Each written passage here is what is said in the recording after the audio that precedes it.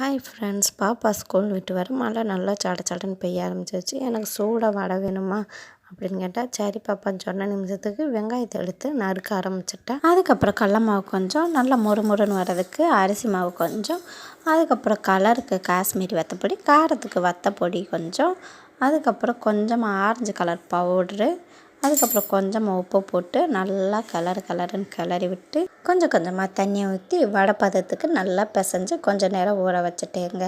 அதுக்கப்புறம் ஒரு வடை சட்டியில் எண்ணெயை ஊற்றி குட்டி குட்டி வடையாக போட்டு பொரிச்சு எடுத்தேங்க. பெரிய வடையாக போட்டால் ஒரு வடையை சாப்பிட்டு இன்னும் வேணும்ன்ட்டு குழந்தைய ஆட முடிப்பாங்க. அப்போ நமக்கு கஷ்டமாக இருக்கும்.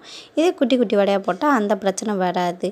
வடை சுடும்போதே பாதி வடை நம்ம குழந்தைய வயிற்றுக்குள்ளே போயிடுச்சு. மீதி வடையை கொடுக்க போனால் ஒரு குட்டி பலசர கடையவே ஓப்பன் பண்ணி நம்ம குழந்தைங்க விளையாண்டுக்கிட்டு இருந்தாங்க.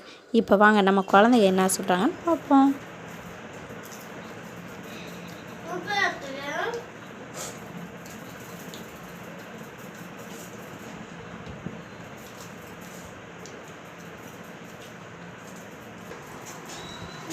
ஜஸ்விந்த், எப்படி இருக்கு வடை? நல்லா இருக்கா? சரி, பாய் சொல்லிடு.